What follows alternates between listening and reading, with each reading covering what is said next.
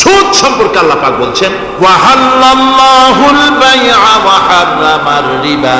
আল্লাহ পাক বলেন আমি সুদকে হারাম করেছি আর ব্যবসাকে করেছি হালাল। ব্যবসা করো, ব্যবসার মধ্যে বরকত আসবে। সুদ নিও না, সুদ দিও না। আজকে সুদের প্রচলন চলছে। আল্লাহর আইন না থাকার কারণে এমন একটা জঘন্য ধরনের অপরাধ আমার জাতি করছে, সুদের মতো নিকৃষ্ট পাপের সাথে গোটা জাতি জড়ায় গেছে। ঠিক কিনা কর? সুদ খাওয়া এবং দেওয়া কি? জোরে বলেন কি? এই সুদের মধ্যে রয়েছে 70টি গুনাহ। সুতরাং আল্লাহ পাক বলছেন আমি সুদকে হারাম করেছি, ব্যবসাকে করেছি হালাল। এই সুদ থেকে যদি না ফেরো, ফাইন লাম তাফআলু ফাযানু বিহারবিন মিনাল্লাহি ওয়া রাসূলি। আল্লাহ রাব্বুল আলামিন বলেন যদি এই সুদ থেকে না ফেরো, যদি এই সুদ থেকে বিরত না থাকো, তাহলে আমি আল্লাহ এবং আমার রাসূলের পক্ষ থেকে যুদ্ধের ঘোষণা রইল। পারবেন? আল্লাহ রাসূলের সাথে যুদ্ধ করতে পারবে? নাউযুবিল্লাহি মিন যালিক। মানুষের পক্ষে সম্ভব? সুদ সম্পর্কে আল্লাহ ঘোষণা করলেন কোরআনে কারীমের মধ্যে। এবার ধনী এবং গরীব সম্পর্কে, ধনী আর গরীবের ভিতরে সম্পর্কটা কেমন হবে আল্লাহ পাক কোরআনে কারীমের মধ্যে বলে দিলেন ওয়া ফি আমওয়ালিহিম হাক্কুল লিসাইলি ওয়াল মাহরুম। আল্লাহ রাব্বুল আলামিন বলছেন ও ধনীরা, তোমাদের সম্পদের ভেতরে গরীবদের অধিকার আছে, সে অধিকার আদায় করে দাও। একথা বলা হলো না গরীবরা তোমাদের করুণার পাত্র, দয়া করে তাদের কিছু দাও, একথা আল্লাহ বলেন নাই। বললেন ধনীরা শুনে রাখো, তোমাদের সম্পদে গরীবদের অধিকার আছে, অধিকার তাদের ফিরিয়ে দাও। এরপরে আল্লাহ পাক বললেন কাইলা ইয়াকুনা দুলাতাম বাইনাল আগনিয়াই মিনকুম, তোমাদের সম্পদগুলি যেন তোমাদের ধনশালী লোকদের হাতে যেন পুঞ্জীভূত না হয়ে যায়। দেশের সমস্ত সম্পদ গুটি কতক লোকের হাতে যেন পুঞ্জীভূত না হয়, বরং তার যাকাত, ফিতরা, সাদকা, এককালীন দান ইত্যাদির মাধ্যমে জনগণের কাছে যেন তা পৌঁছে যায়, এক জায়গায় যেন পুঞ্জীভূত হয়ে না থাকে। এভাবে করে আল্লাহ পাক মানুষের জীবনের সাথে সম্পৃক্ত কথাগুলি বলছেন। হযরতে মূসাকে ডেকে বললেন মূসা রে, ভয় পাওয়ার কোনো কারণ নাই। প্রতিষ্ঠিত একটি সরকারের বিরুদ্ধে তোমাকে নামায় দিয়া ময়দানে তোমাকে আমি একা ছেড়ে দেই নাই। আমি আল্লাহ রাব্বুল আলামিন তোমার সাথে আছি। হাতের লাঠি ছেড়ে দাও। মূসা আলাইহিস সালাম লাঠি ছেড়ে দিলেন, লাঠি সাপ হয়ে গেল। হা করলো জাদুকরদের তৈরি করা সমস্ত বাঘ, সিংহ, সাপ মূসা আলাইহিস সালামের লাঠি মার্কা সাপের পেটের মধ্যে গিয়া ঢুকলো। এটা ছিল মূসা আলাইহিস সালামের মুজিজা। হযরত দাউদ আলাইহিস সালামের মুজিজা ছিল আল্লাহ রাব্বুল আলামিন তাকে মুজিজা দিয়েছিলেন, গলার সুন্দর আওয়াজ দিয়েছিলেন। তিনি যখন জাব্বুর শরীফ তেলাওয়াত করতেন, উড়ন্ত পাখিরা ওড়া বন্ধ করে চতুর্দিকে বসে আল্লাহর কালাম শুনতো। তিনি লোহা দিয়ে অস্ত্র তৈরি করতেন। অস্ত্র বানাবার সময় আগুন দিয়ে লোহা পোড়ায় অস্ত্র বানাতে হয়। দাউদ আলাইহিস সালামের তার প্রয়োজন ছিল না। তিনি যখন লোহা হাতির ভিতরে নিয়ে চাপ দিতেন, লোহা পানি হয়ে আঙ্গুলের ফাঁক দিয়ে গলে পড়ে যেত। এটা ছিল তার মুজিজা। হযরত সুলাইমান, আল্লাহ রাব্বুল আলামিন তাকে মুজিজা দান করলেন। কোরআনে কারীমের ভিতরে রব্বুল আলামিন বলেন হযরত সুলাইমান আলাইহিস সালাম সকাল বেলায় বিনা মেশিনে, বিনা ইঞ্জিনে তক্তার উপরে বসে যেতেন। তক্তা 1 মাসের পথ অতিক্রম করত। আবার সন্ধ্যা বেলায় বসতেন, এই তক্তা আর 1 মাসের পথ অতিক্রম করে যেত। ঈসা আলাইহিস সালামের মুজিজা ছিল জন্মান্ধের চোখের উপরে হাত বুলিয়ে দিতেন, সঙ্গে সঙ্গে চোখ ভালো হয়ে যেত। কুষ্ঠব্যাধিগ্রস্ত লোকের গায়ে হাত বুলাতেন, সঙ্গে সঙ্গে কুষ্ঠব্যাধি ভালো হয়ে যেত। এই হলো তাদের মুজিজা। পয়গম্বরেরা বিদায় হয়ে গেলেন, মুজিজা বিদায় হয়ে গেল। দাউদ আলাইহিস সালাম বিদায় হলেন, মুজিজার সাথে নিয়ে গেলেন। তার উম্মতেরা ওই লোহাগুলি আর কেউ গলাতে পারে নাই, আজও কেউ গলাতে পারে না, হাত দিয়া চেপে ধরে। সুলাইমান আলাইহিস সালাম দুনিয়া থেকে বিদায় হয়ে গেছেন, মুজিজা নিয়ে কবরে চলে গেছেন। আজ আর তার অনুসারীরা অথবা দুনিয়ার কোন মানুষ বিনা ইঞ্জিনে তক্তায় বসে আর হাওয়ায় উঠতে পারবে না। মুসা আলাইহিস সালাম বিদায় হলেন, লাঠির মুজিজা চলে গেল। তার উম্মতেরা, তার অনুসারীরা কিয়ামত পর্যন্ত যদি 1000 চেষ্টা চালায়, লাঠিকে আর কোনোদিন সাপে পরিণত করতে পারবে না।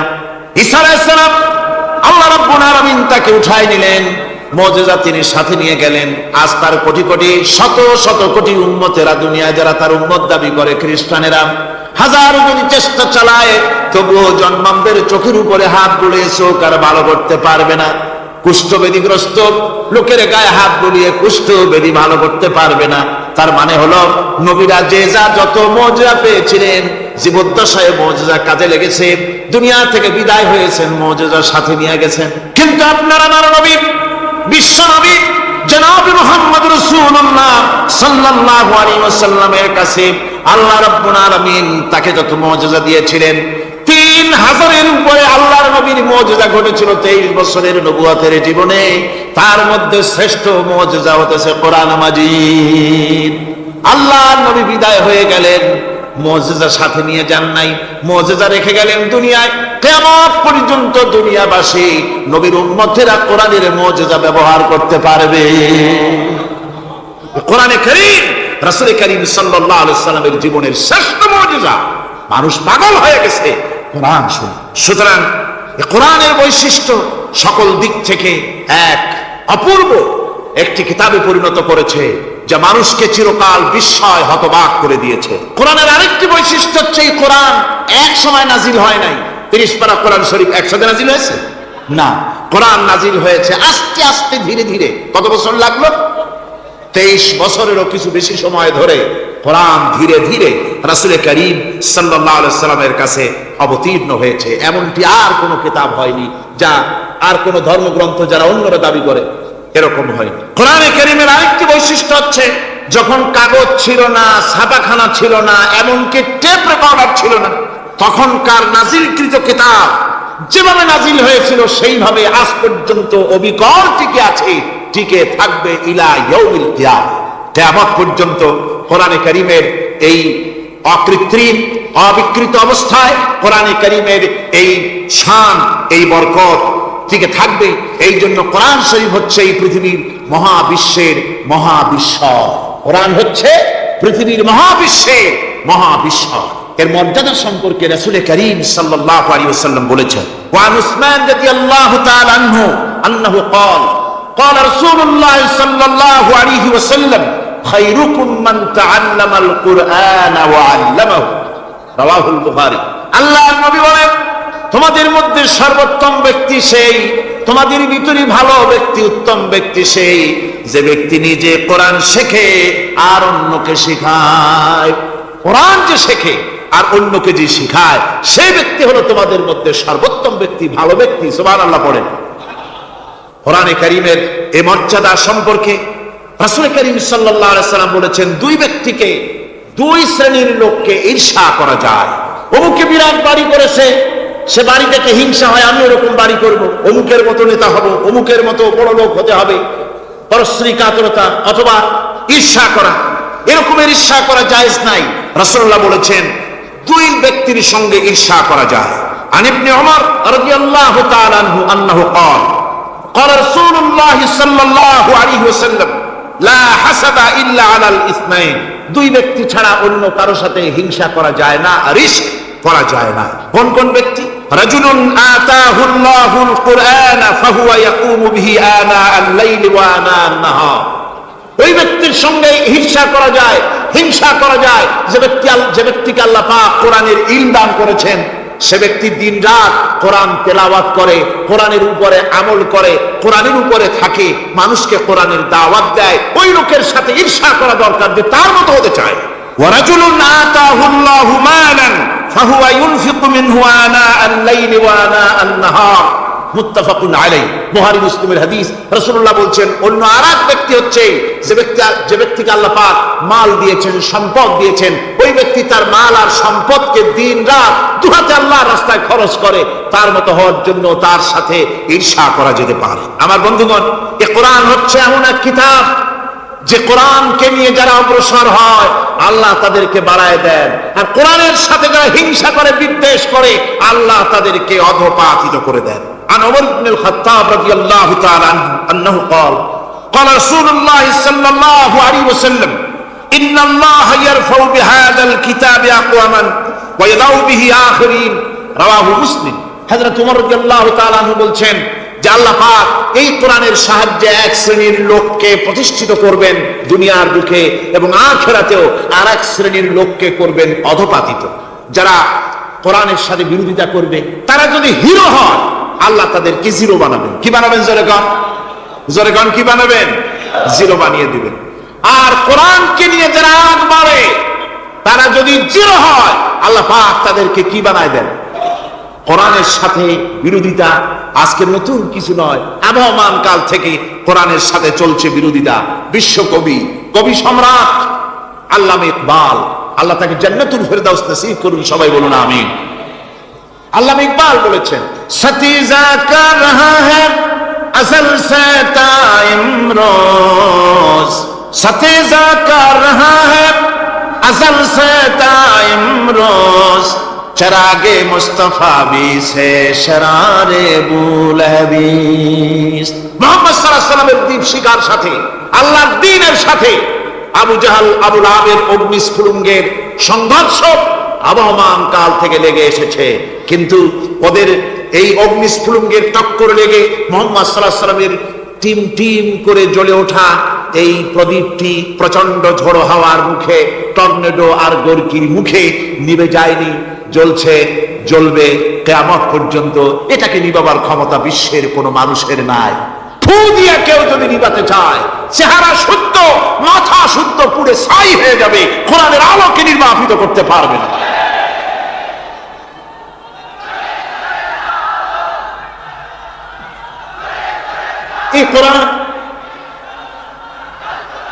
এই কোরআন যার সিনার ভিতরে থাকে, যার সিনার মধ্যে থাকে সে হয় সমৃদ্ধ, আর যার সিনার মধ্যে থাকে না সে হয় সবচাইতে ফকির আর এতিম।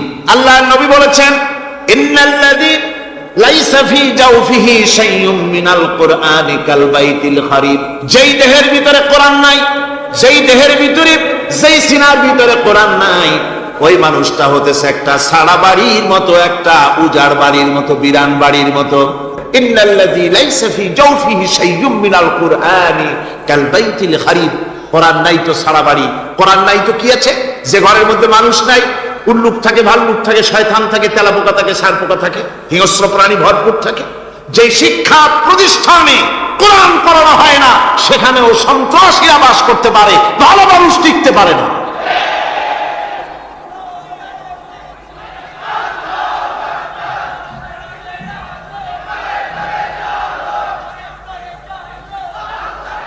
এই জন্য কোরআন যেখানে পড়া হয় না সেটা কবরের তুল্য, কোরআন যেখানে তেলাওয়াত হয় না সেটা কিসের তুল্য?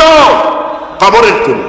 আল্লাহর নবী বলেছেন, আনাবি হুরায়রা রাদিয়াল্লাহু তাআলা আনহু قال قال رسول الله صلى الله عليه وسلم لا تجعلوا بيوتكم مقابر رواه মুসলিম। আল্লাহর নবী বলেন, তোমাদের ঘরগুলিকে তোমরা কবর বানায়ো না। অর্থাৎ যে ঘরের মধ্যে কোরআনে কারীম তেলাওয়াত হয় না সেটা কবরের সমতুল্য। কবরের সমতুল্য। আগে আমাদের ঘর সমূহে যখন ছোট ছিলাম তখন দেখতাম ঘরে ঘরে কোরআন তেলাওয়াত হতো, ঠিক না? প্রত্যেকটা ঘরের জানালা দিয়া সকালবেলায় আওয়াজ আসতো, আউযু বিল্লাহি মিনাশ শাইতানির রাজীম, বিসমিল্লাহির রাহমানির রহিম। তেলাওয়াতের আওয়াজ ভেসে আসে। আজ আর এই অবস্থা নাই। আজ ভদ্রলোকের বাড়ির সামনে দিয়ে হেঁটে যাবেন, সকালবেলা কিসের তেলাওয়াত? জনমের ঘুম ঘুমায়, পাইকারি দরে ঘুমায়, ফজরের নামাজ নাই। শহরের অবস্থা, অধিকাংশ বাড়িতে ফজরের নামাজ হয় না। ডিসেন্টিনার মাধ্যমে, আগে তো শুধু বাংলাদেশের ছবি, ডিসেন্টিনার মাধ্যমে সারা পৃথিবীর শয়তানি আর বদমাশি ঘরে বসে গেলা যায়। উপকারিতা এবং অপকারিতা দুটোই আছে। নিউজ দেখা যায়, সাথে সাথে আবার নিউজের সাথে আরো বাজে কিছু দেখা যায়। এগুলো দেখতে দেখতে রাত শেষ হয়ে আসে, ঘুমায় জনমের মতো, এক ঘুমে বেলা 9টা আর 10টা। কিসের ফজরের নামাজ আর কি এর কোরআন শরীফ তেলাওয়াত করে। এরপরে উঠলো 9-10টার সময়, উঠে তারপরে গানের মাস্টার এসে গেছে। তখন ইতিমধ্যেই গানের মাস্টার এসে গেছেন। কি দুর্ভাগ্যজনক সত্য কথা, ইংরেজি যে টিচার পড়ান, অঙ্ক যে টিচার পড়ান, সপ্তাহে 3 ঘন্টা পড়াবেন, বেতন 2500 টাকা। আর প্রতিদিন সকালবেলা এসে যদি কোনো মুসলমান কোনো একজন মৌলভী সাহেব, হাফেজ সাহেবকে রাখেন কোরআন তেলাওয়াত করাবার জন্য, কোরআন পড়াবার জন্য সন্তানকে, প্রতিদিন আসতে হবে, প্রতিদিন 2 ঘন্টা পড়াতে হবে, আর মাসের শেষে বেতন 500 টাকা। কোরআনে কারীমের সাথে এই আচরণ। কোরআনে কারীম যারা তেলাওয়াত করবেন তাদের সম্পর্কে আল্লাহর নবী বলেন, মান কারাল কুরআনা ফাস্তাযহারাহু ফাহাল্লা হালালাহু ওয়া হারামা হারামাহু আদখালাহুল্লাহুল জান্নাহ। আল্লাহর নবী বলেন, যে ব্যক্তি কোরআন শরীফ তেলাওয়াত করবে এবং কোরআনের হালাল অনুযায়ী হালালকে মেনে চলবে, হারাম অনুযায়ী হারাম থেকে ফিরে থাকবে, এরকম কোরআনের উপরে যে তেলাওয়াত করবে আর আমল করবে, আল্লাহ রাব্বুল আলামিন কিয়ামতের দিন তাকে জান্নাতের ভিতরে প্রবেশ করাবেন। শুধু বেহেশতে যাবে না, ওয়া শাফাহু ফি আশরাতিন মিন আহলি বাইতিহি কুল্লুহুম কাদ ওয়াজাবাত লাহুন নার। নবীজি বলেন, এই কোরআনে কারীমের বরকতে কিয়ামতের দিন ওই ব্যক্তি তার রক্ত সম্পর্কিত 10 জন আত্মীয়র ব্যাপারে সুপারিশ করার জন্য তৌফিক পাবে আল্লাহর দরবারে। এমন 10 ব্যক্তি, সেই 10 ব্যক্তির জন্য হিসাবের পরে জাহান্নাম ওয়াজিব হয়ে গিয়েছিল, এমন 10 ব্যক্তি সম্পর্কে কোরআনের তেলাওয়াতকারী আর আমলকারী আল্লাহর দরবারে সুপারিশ করার জন্য পারমিশন পাবেন। এমন নিয়ামত, সেই নিয়ামত থেকে আমরা বঞ্চিত হয়ে যাচ্ছি। আমি বলি না যে আপনারা কলেজ ইউনিভার্সিটিতে ছেলেদের পড়তে দিবেন না, আমি তা বলি না। তারা কলেজ ইউনিভার্সিটিতে বিলক্ষণ পড়াশোনা করুন, কিন্তু তাদেরকে কোরআন শরীফ শিখান, কোরআন শরীফ মুখস্থ করেন, বেশি করে মুখস্থ করেন কোরআনে কারীম, আপনার ফায়দা হবে। হযরত ওমর রাদিয়াল্লাহু তাআলা আনহু বর্ণনা করছেন যে রাসূল কারীম সাল্লাল্লাহু আলাইহি ওয়াসাল্লাম বলেছেন, ইউকালু লিসাহিবিল কুরআনি ইকরা ওয়ারাত্তিল কামা কুনতা তুরাত্তিলু ফিদ দুনিয়া। কিয়ামতের দিন জান্নাতীদেরকে, বেহেশতীদেরকে আল্লাহ রাব্বুল আলামিন বলবেন, কোরআন শরীফ তেলাওয়াত করো আর উপরের দিকে উঠতে থাকো। কোরআনে যেভাবে দুনিয়ার বুকে কোরআনে কারীম তুমি মুখস্থ করেছিলে, ধীরে ধীরে তেলাওয়াত করতে, ওইভাবে ধীরে ধীরে কোরআন তেলাওয়াত করো আর উপরের দিকে উঠতে থাকো। আল্লাহ পাক বলতে থাকবেন, উপরের দিকে ওঠো, তেলাওয়াত করো আর ওঠো। উঠতে উঠতে যেই জায়গা গিয়ে তোমার তেলাওয়াত শেষ হয়ে যাবে, জান্নাতের ওই জায়গাটা তোমার জন্য বরাদ্দ হবে। আবু দাউদ শরীফের হাদিস, জান্নাতের ওই জায়গাটা তোমার জন্য বরাদ্দ হবে। এখন যাদের শুধু সূরা ইখলাস আর সূরা কাউসার মুখস্থ, তারা তো 2 পা আগাই বসে যাবে, উঠতে পারবেন না। বেশি বেশি মুখস্থ করেন, হাফেজে কোরআন হন অথবা হাফেজের মতো হন। বেশি বেশি মুখস্থ করেন সূরা ইয়াসিন, সূরা দুখান, সূরা আর রহমান, সূরা ওয়াকিয়া, সূরা মুজাম্মিল, এই সমস্ত সূরা, বেশি সূরা আল আরাফ, সূরা কাহাফ, সূরা মারিয়াম ইত্যাদি মুখস্থ করেন। কিয়ামতের দিন কাজে লাগবে, জান্নাতের অত উঁচায় উঠতে পারবেন। হাফেজে কোন জায়গায় যাবে? সুবহানাল্লাহ ওয়া বিহামদিহি। 30 পারা কোরআন যার সিনার ভিতরে, জান্নাতের কোন জায়গাটা আল্লাহ তাকে বরাদ্দ করবেন? সুবহানাল্লাহ, সুবহানাল্লাহ। কোরআনে কারীমকে মুখস্থ করুন, বেশি করে মুখস্থ করুন। কোরআনে কারীমকে বেশি করে তেলাওয়াত করুন। এই কোরআনে কারীমকে যারা বেশি করে তেলাওয়াত করবে, তেলাওয়াত করতে গিয়ে যারা আল্লাহর কাছে কিছু চাওয়ার সময় পাবে না, তাদের সম্পর্কে রাসূল কারীম সাল্লাল্লাহু আলাইহি ওয়াসাল্লাম বলেছেন, হাদিসে কুদসি রাসূল কারীম সাল্লাল্লাহু আলাইহি ওয়াসাল্লাম বলেছেন, ইয়াকুলু রাব্ব তাবারাক ওয়া তাআলা মান শাগালাহুল কুরআন আন যিকরি মাসআলাতি আতাইতুহু আফজালা মা উতিয়া সাইলি।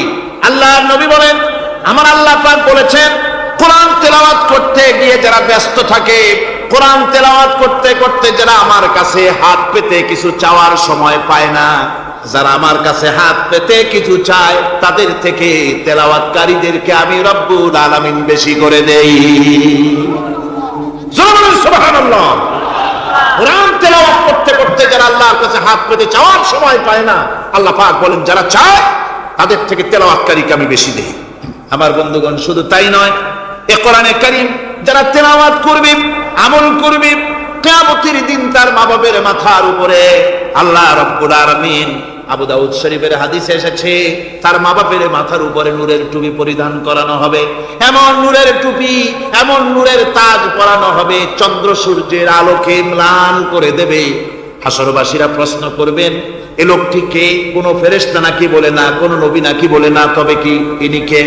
জবাব হবে, ইনি হচ্ছেন সেই ব্যক্তি যিনি তার সন্তানদেরকে কোরআন শিখিয়েছিলেন। কোরআন শিখানোর কারণে আল্লাহ রাব্বুল আলামিন তার মা বাপের মাথার উপরে নূরের টুপি পরিধান করে হাসরের ভিতরে মর্যাদা দিলেন।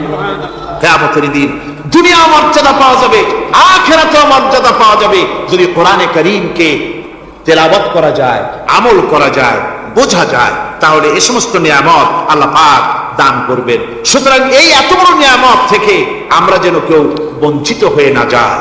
কোরআন হচ্ছে এমন এক কিতাব যার তাফসীর লেখা হয় নাই।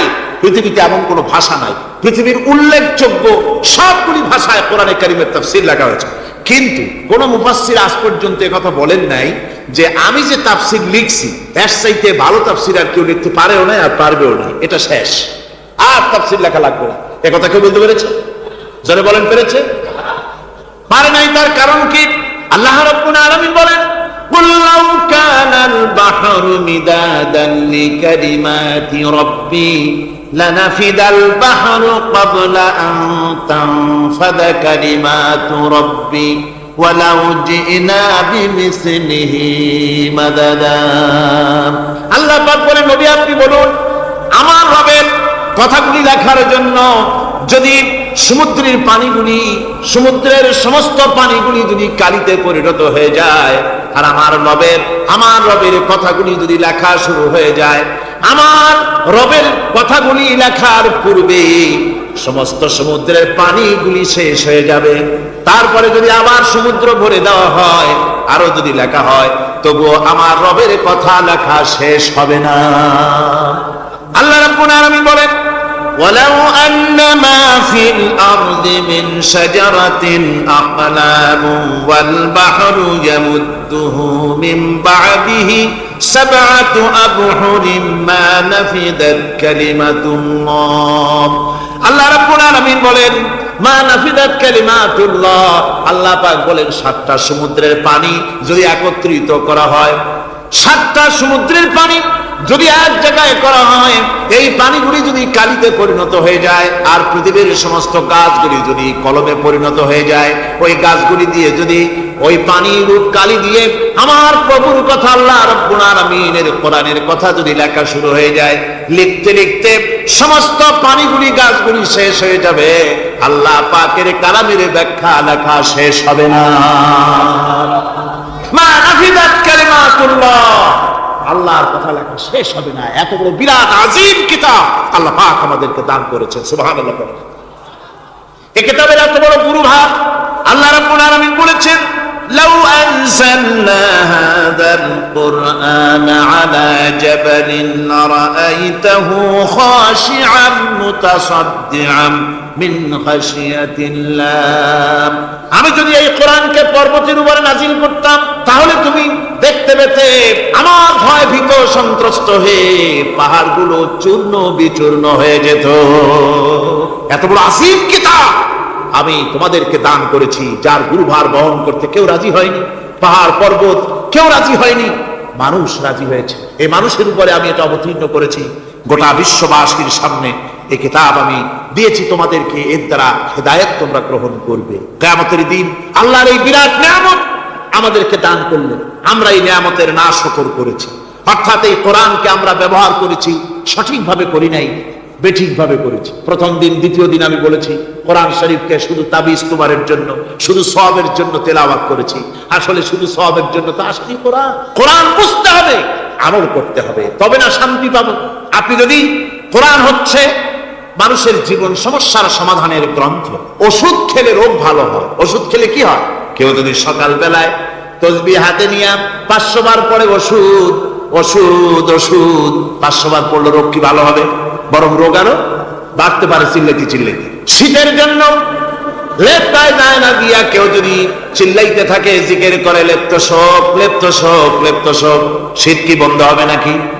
পানির পিপাসায় ছটফট করে মানুষ যদি চিল্লায় পানি পানি পানি পানি পানি, পানির পিপাসা আরো বাড়বে। তাহলে কি বোঝা গেল? পিপাসা লাগলে পানি পান করতে হবে, শীত লাগলে কম্বলটা গায়ে দিতে হবে, রোগ হলে ওষুধটা খেতে হবে, তাহলে সব সমস্যার সমাধান হবে। অনুরূপ ভাবে আমরা শুধু কোরআনে কারীমকে তেলাওয়াত করি সওয়াবের নিয়তে, তার হুকুমগুলি জীবনের উপরে আমল করি না বলে আজকের জীবন আমাদের বিপর্যস্ত হয়েছে। ব্যক্তিতে, পরিবারে, রাষ্ট্রে শান্তি নাই, কোথাও শান্তি নাই এই কারণে। আর কিয়ামতের দিন রাসূল আসামি করবেন তাদেরকে যারা কোরআন অমান্য করেছে। রাসূল হবেন বাদী। বাদী হবেন কে? যারা বলেন কে বাদী হবে? রাসূল। আসামি হবে কারা? যারা কোরআন ছেড়ে দিয়েছে। আল্লাহ রাব্বুল আলামিন বলেন, وقال الرسول يا رب إن قوم اتخذوا هذا القرآن مهجورا কিয়ামতের দিন রাসূল আল্লাহর দরবারে ফরিয়াদ করবেন, আয় আমার রব, আয় আমার আল্লাহ তাআলা, এই সমস্ত লোকগুলি তোমার কালামকে, তোমার কোরআনকে অপ্রয়োজনীয় জিনিস বলে তারা পরিত্যাগ করেছিল। কোরআনকে অপ্রয়োজনীয় মনে করেছে, কোরআনের সাথে ঠাট্টা করেছে, বিদ্রুপ করেছে, কোরআন শিক্ষা ভিক্ষার ঝুলি, শেখার গুলি মনে করেছে, কোরআনের কোনো মূল্য দেয় নাই, কোরআনের কোনো দাম দেয়নি, কোরআনের সাথে ঠাট্টা করেছে, কোরআনের আইনের সাথে ঠাট্টা করেছে, বিদ্রুপ করেছে। কিয়ামতের দিন যখন এরা উপস্থিত হবে আল্লাহর দরবারে, আল্লাহ রাব্বুল আলামিন কোরআনের সাথে যারা ঠাট্টা করেছে, বিদ্রুপ করেছে, কোরআনের আইনকে নিয়ে যারা ঠাট্টা বিদ্রুপ মজাক উড়াইছে, কিয়ামতের দিন তাদেরকে বলা হবে ওয়াকিলাল ইয়াউমা নানসাকুম কামা নাসিতুম লিকা ইয়াউমিকুম হাদা। কিয়ামতের দিন আল্লাহ রাব্বুল আলামিন কোরআনের ঠাট্টাকারী, কোরআনের বিদ্রুপকারী, কোরআনের আইনের অমান্যকারীদেরকে বলবেন আমি আজকে তোমাদের ভুলে গেলাম, যেমন করে তোমরা এই দিনে আমার সঙ্গে সাক্ষাৎকারের কথা ভুলে গিয়েছিলে। তোমরা যেমন আমার আজকের এই কিয়ামতের দিনের কথা যারা ভুলে গিয়েছিলে, আজকে আমিও তোমাদেরকে ভুলে গেলাম। এরপরে কি হবে? ওয়া মাওয়াকুমুন নার ওয়া মা লাকুম মিন নাসিরিন। আল্লাহ পাক বলেন এরপরে এদের জায়গা হবে জাহান্নাম, আর এদের সাহায্যকারীও কেউ থাকবে না, জাহান্নামে চিরকাল থাকতে হবে। এটা এই জন্য যে তারা আল্লাহর কোরআনের সঙ্গে ঠাট্টা করেছে, বিদ্রুপ করেছে, কোরআনের আইন মানে নাই, কোরআনের আইনকে অমান্য করে চলেছে। এই জন্য কিয়ামতের দিন আল্লাহ রাব্বুল আলামিন তাদেরকে শাস্তি প্রদান করবেন। কোরআন পৃথিবীর বুকে আল্লাহ নাজিল করেছেন, শুধু তেলাওয়াত করবেন ঝুলে ঝুলে, এই জন্য নয়। কি জন্য নাজিল হলো? এবার উদ্দেশ্য শুনুন। আল্লাহ পাক বলেন আর রহমান আল্লামাল কোরআন। আল্লাহ রাব্বুল আলামিন তিনি হলেন এমন দয়াবান, এমন রহমান, যিনি কোরআন শিখালেন। কি কারণে শিখালেন? কোরআন নাজিলের উদ্দেশ্য কি? আল্লাহ পাক বলেন ইন্না আনজালনা ইলাইকাল কিতাবা বিল হাক্কি লিতাহকুমা বাইনান নাসি বিমা আরাকাল্লাহ। আল্লাহ পাক বলেন এই কিতাব আমি আপনার প্রতি অবতীর্ণ করেছি এই জন্যে যাতে করে আপনি আল্লাহর প্রদর্শিত এই বিধান অনুযায়ী মানুষের উপরে বিচার ফয়সালা করতে পারেন। মানুষের উপরে আইন চলবে আল্লাহ। কার আইন? জোরে বলেন কার আইন? আলা লাহুল খালক ওয়াল আমর। সৃষ্টি যার, আইন চলবে কার? আল্লাহ পাক বলেন এই জন্য নাজিল করলাম, কোরআন নাজিল করেছে যাতে করে কোরআনের আইন দিয়ে বিচার ফয়সালা করতে পারেন, সেই জন্যই কোরআন নাজিল করলাম। আসলে আল্লাহ নবীর এই পৃথিবীতে আগমনের উদ্দেশ্য ওটাই ছিল। হুয়াল্লাযী আরসালা রাসূলাহু বিল হুদা ওয়া দীনিল হক লিইয়ুযহিরাহু আলাদ দীনি কুল্লিহি ওয়া কাফা বিল্লাহি শাহীদা। আল্লাহ রাব্বুল আলামিন বলেন আমি আমার রাসূলকে দ্বীনে হক, সত্যের বিধান সহকারে দুনিয়ায় প্রেরণ করেছি। লিইয়ুযহিরাহু আলাদ দীনি কুল্লিহি, আয় লিইয়ুগলিবাহু আলা সাইরিল আদিয়ান। সমস্ত আদিয়ানে বাতিলের উপরে আমার দ্বীনকে বিজয়ী করে দেওয়ার জন্য আমি রাসূলের কাছে কিতাব সহকারে তাকে অবতীর্ণ করেছি। এ দায়িত্ব শুধু মুহাম্মদ সাল্লাল্লাহু আলাইহি ওয়াসাল্লামের ছিল না, দুনিয়ার উপরে আল্লাহর দ্বীন কায়েম করা, আল্লাহর বিধান অনুযায়ী মানুষের বিচার ফয়সালার দায়িত্ব শুধু মুহাম্মদ সাল্লাল্লাহু আলাইহি ওয়াসাল্লামের ছিল না, সমস্ত নবীদের ছিল। কাদের ছিল? সব নবীদের ছিল। ফাবাসাল্লাহু আন-নাবিয়্যিনা মুবাশশিরিনা মুনযিরিন ওয়া আনজালা মা'আহুমুল কিতাবা বিল হাক্কি লিয়াহকুমা বাইনান নাস। আল্লাহ পাক বলেন সমস্ত নবীদের কাছে আমি কিতাব অবতীর্ণ করেছি এই জন্য যে তারা সহজ এবং সোজা পথে যারা চলতে চায় তাদেরকে তিনি সুসংবাদ দিবেন, আর বাঁকা পথে যারা চলবে তাদেরকে তিনি জাহান্নামের ভীতি প্রদর্শন করবেন। আর আমি তার উপরে যে কিতাব অবতীর্ণ করেছি এই কিতাব দিয়ে জনগণের উপরে বিচার ফয়সালা করবে, আইন চলবে আল্লাহর কিতাব দিয়ে। আইন চলবে কি দিয়ে? আল্লাহর কিতাব দিয়ে। আল্লাহর কিতাব অনুযায়ী জনগণকে পরিচালিত করবেন। এই জন্য আমি এই কোরআনকে নাজিল করেছি, অতীতেও এই কিতাবগুলি নাজিল করেছি। قل يا أيها الناس قد جاءكم الحق من ربكم। আল্লাহ পাক বলেন, নবী আপনি বলে দেন, আপনি বলুন, হে মানব সকল, আল্লাহর পক্ষ থেকে তোমাদের জন্য মহাসত্য এসেছে। এই মহাসত্য যদি অনুসরণ করো তোমাদের জন্য কল্যাণকর হবে। ওমান দাল্লা ফাইন্নামা ইয়াদিল্লু আলাইহা। আর যদি কোরআনকে অমান্য করো, আল্লাহর কিতাবকে অমান্য করো, তাহলে তোমাদের জন্য অকল্যাণ হবে। আজ আপনারা বলেন, আল্লাহর কিতাবের আইন কি আমাদের দেশে চলে? কোরআনের আইন কি চলে? চলে না। কোরআনের আইন চলে না। আমরা কি খুব শান্তিতে আছি? খুব আরামে আছি? শ্রমিকরা তাদের শ্রমের মূল্য পায়, কৃষক তার উৎপাদিত পণ্যের সঠিক দাম পায়, নারী তার সতীত্বের মর্যাদা পায়। জনগণ কি আরামে ঘুমাতে পারে? না, জনগণ রীতিমতো দুবেলা পেট পুরে সমস্ত জনগণ খেতে পারে। এর একমাত্র কারণ হচ্ছে কোরআনের আইনকে অমান্য করা হয়েছে। ভালো করে কান পেতে শুনুন, আল্লাহ রাব্বুল আলামিন কোরআনে কারীমের মধ্যে পরিষ্কার করে বলেছেন, ওয়া মান লাম ইয়াহকুম বিমা আনজালাল্লাহু ফাউলাইকা হুমুল কাফিরুন। যারা নাকি আমার দেওয়া বিধান অনুযায়ী, কোরআন অনুযায়ী যারা বিচার ফয়সালা করে না, ফাউলাইকা হুমুল কাফিরুন, ফাউলাইকা হুমুজ জালিমুন, ফাউলাইকা হুমুল ফাসিকুন। যারা আমার দেওয়া বিধান অনুযায়ী বিচার ফয়সালা করে না, তারা কাফির, তারা জালিম, তারা ফাসিক। সুতরাং এর ভিতরে এই জুলমের মধ্যে জালিমদের অন্তর্গত, ফাসিকদের অন্তর্গত হয়ে বাংলাদেশের বহু মুসলমান, পৃথিবীর বহু এলাকার মুসলমান এর মধ্যে লিপ্ত হয়ে আছে। কোরআনের আইন চালু না করলে পরে, কোরআনের আইন না মানলে পরে জালিম হতে হবে, কাফির হতে হবে, ফাসিক হতে হবে। অর্থাৎ যতখানি না মানবে ততখানি এই বিশেষণে বিভূষিত হতে হবে। এক শ্রেণীর লোক আছে যারা বলে বেড়ান ধর্ম আর রাজনীতি আলাদা। বলেন কিনা? কর যারা বলেন, বলে কিনা ধর্ম আর রাজনীতি আলাদা। তারা বলেন আমরা ধর্ম নিরপেক্ষ থাকতে চাই। তারা কি থাকতে চায়?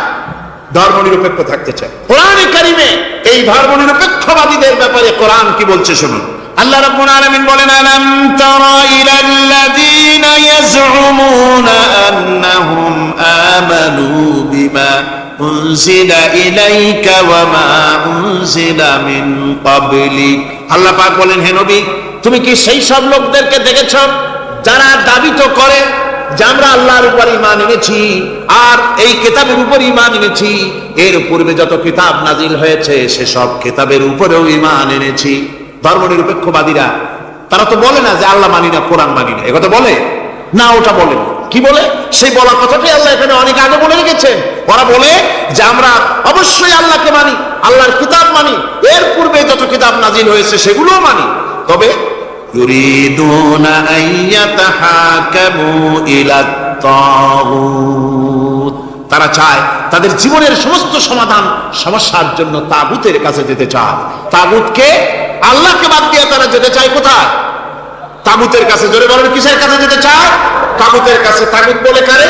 তাগুত বলা হয় যে নিজে আল্লাহর আইন মানে না এবং অপরকেও আল্লাহর আইন অমান্য করতে বাধ্য করে, তাকে বলা হয় তাগুত।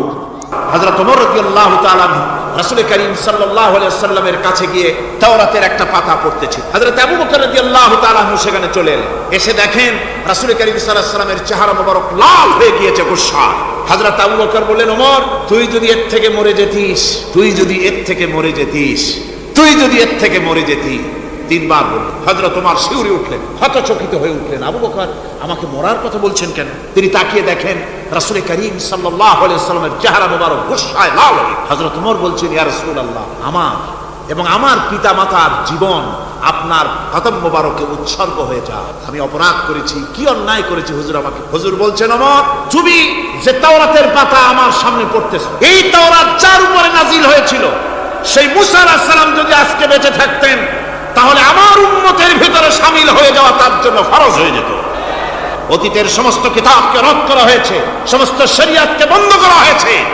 সুতরাং কোন মুসলমানের প্ল্যাটফর্মে যেখানে কোরআন তেলাওয়াত হয়, বেদ, বাইবেল, গীতা পড়া হারাম সেখানে। এই মুনাফিকরা তাও করে থাকে। আমার মুসলমান ভাইয়েরা, নজরুল ইসলাম কলেজের ইসলাম শব্দ বাদ দিয়ে নজরুল কলেজ করা হয়েছিল। সলিমুল্লাহ মুসলিম হলের মুসলিম শব্দ বাদ দিয়ে শুধু সলিমুল্লাহ হল করা হয়েছিল। তার মানে ধর্ম এদের কলিজায় আগুন জ্বালিয়ে দেয়। ইসলামের নাম বরদাস্ত হয় না, কোরআনের নাম বরদাস্ত হয় না। আর বরদাস্ত হয়নি বলেই আল্লাহ পাক তার ইন্তেকাম নিয়েছে। আমার বক্তব্য হচ্ছে, কোরআনে কারীম পৃথিবীতে এসেছে শাসন করতে দুনিয়াকে। তার মধ্যে রয়েছে রাজনীতি, অর্থনীতি, সব। এই বিচার ফয়সালা কোরআন থেকে যারা গ্রহণ করে না, রাসূলকে যারা বিচারক মানে না, তাদের সম্পর্কে আল্লাহ পাক কি বলছেন শুনুন। ফালা ওয়া রাব্বিকা লা ইউমিনুনা হাত্তা ইউহাক্কিমুকা ফীমা শাজারা বাইনাহুম থুম্মা লা ইয়াজিদু ফী আনফুসিহিম হারাজাম মিম্মা কাদাইতা ওয়া ইউসাল্লিমু তাসলিমা। আল্লাহ রাব্বুল আলামিন বলেন, ফালা ওয়া রাব্বিক, কখনো নয় হে নবী, আপনার রবের কসম, কখনোই নয়, ওরা মুমিন নয় যারা নাকি তাদের জীবনের সব কিছুর ব্যাপারে যতক্ষণ পর্যন্ত আপনাকে বিচারক না মানে, আপনার দেওয়া ফয়সালাকে গ্রহণ না করে, এবং আপনি বিচার করার পর ফয়সালা দেওয়ার পরে এটার উপরে দ্বিধাহীন চিত্তে মেনে যতক্ষণ না নিবে, ততক্ষণ পর্যন্ত তারা যত ঈমানের দাবি করুক, তারা আসলে মুমিন না। এ ফতোয়া কার? এ ফতোয়া কার? আল্লাহ রাব্বুল আলামিনের ফতোয়া। কখনো মুমিন হতে পারবে না যারা রাসূলুল্লাহকে ফয়সালাকারী হিসেবে গ্রহণ না করবে, কোরআনকে সংবিধানের উৎস হিসেবে গ্রহণ না করবে। কোরআন এসেছে আইনের কিতাব হিসেবে পৃথিবীর মানুষকে পরিচালিত করার জন্য।